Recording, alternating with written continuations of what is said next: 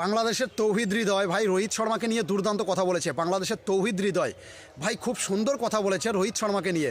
হৃদয় বলেছে যে আমার জীবনের বেস্ট মোমেন্ট ছিল, খুব থেকে সুন্দর সময় ছিল, মানে পৃথিবীর সব থেকে সুন্দর মুহূর্ত ছিল রোহিত শর্মা যখন আমার জুতোর ফিতে বেঁধে দিয়েছে।